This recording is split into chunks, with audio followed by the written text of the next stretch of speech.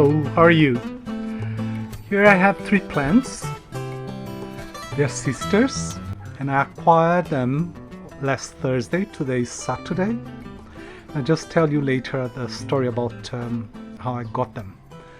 I have had them before. I have had this kind of Cattleya before, but it was given to me, and it was not very good condition, and I didn't make it. It was years ago, and I was not very good at knowing the needs of particular plants and how to look after them. It was just a general look. But one thing that I want to show you is that, look at this. This is a quite round plant. I like the bulbs. The bulbs are also a little bit short and round. Then we have got the second one, the second sister. The bulbs are a little bit longer, and it's also round flower. I think it's absolutely stunning.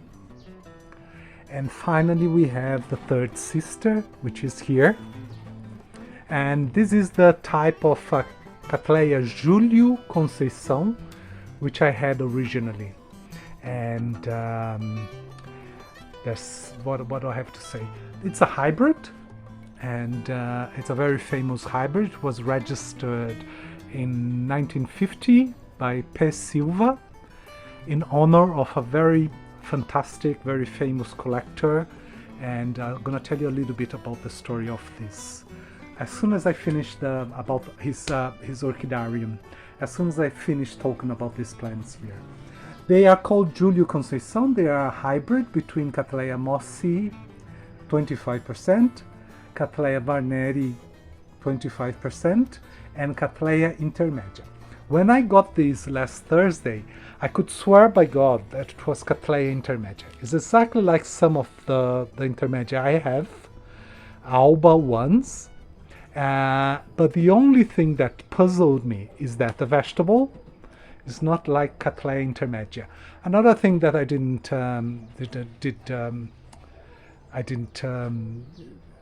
agree about not being a Cattleya intermedia is that it's unifoliar, and Cattleya intermedia is a bifoliar, so it couldn't be.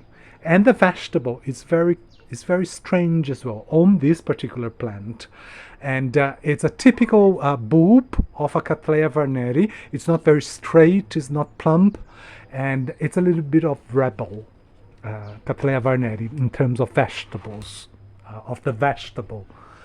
And here I have got the same plant. I didn't know it was the same plant when I bought, and but here we have 2 leaves, so it's a bifoliate, but all the other bulbs are unifoliate. And here's the same thing. We have got 1 bulb with 2 leaves, and the rest is bifoliate. And I just find it interesting how it changes so much. I didn't sleep wondering what it could be. It always puzzles me, and I know that the supplier, they don't when they have like they are usually plants which are not top quality. It doesn't bother me because I buy them and I look after them, and next year or even before, as it is a hybrid, it's a hybrid also from different regions of South America. Mossie is from the Andes, warnarii is from the southeast region. Mainly it's used to be Cattleya warnarii used to be called Cattleya labiata variation warnarii, and then it was separated. So labiata is from the north of the country, warnarii is from the southeast, while Cattleya intermedia is mainly from the south of the country. It's a medium size Cattleya.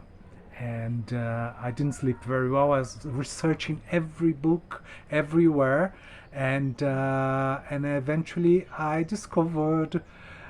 I woke up in the morning and I said, "Oh my God, it is Cattleya Júlio Conceição. It's the only thing that could be." And I found out, I was not sure about these ones, the round ones, but I did a research, and they can come like more like a warnarii or a mossie than like an intermedia. That's what happens with this kind of plants. Another thing that I'd like to show you here, which I found it very interesting, when I looked at these plants, these flowers here we have 3 flowers in one bulb. Can you notice how the labellum is very open on these 2 flowers? It doesn't close over the column. You can see the nose here, and the labellum is here. It doesn't do what this flower does, which is the labellum closes a little bit over the column. Can you notice that? So this is some plants, they can come always with that characteristic, every flowering, every blossom, and it's called planilabia. What is planilabia? When the labellum doesn't close and it's flat. And this one is not, which I found it very interesting. I have only heard about that in one other plant, which is Cattleya tigrina. I have got an example of it, although the supplier told me that when I bought it was younger, over a year ago, and the first flowering came planilabia, which is extremely rare. And when I got in touch with the supplier, and what I asked him basically was, is it always going to be planilabia? And he said, perhaps. The chances are very narrow, but, well, we don't know. So this is Cattleya Júlio Conceição. It's a hybrid in honor of an orchidophyllum called Júlio Conceição from the harbor city of Santos in São Paulo, and he had a fantastic orchidarium. It was actually the first outdoors orchidarium. It was not the first, but it was the largest at the time, 1909 orchidarium, open orchidarium in the world. Okay, I hope you like this story, and I'm gonna tell you a little bit more about that. See you then. Bye. Hello. So here we are at the Orchid Roots website, and I was talking to you about Cattleya Júlio Conceição. It was created by P. Silva, and it was recorded at the RHS in 1950. And here we have the parents at the bottom. So Cattleya intermedia is 50%. Cattleya mossie is 37.5%. And Cattleya warnarii is 12.5%. And we have the pollen parents here, the seed parents, and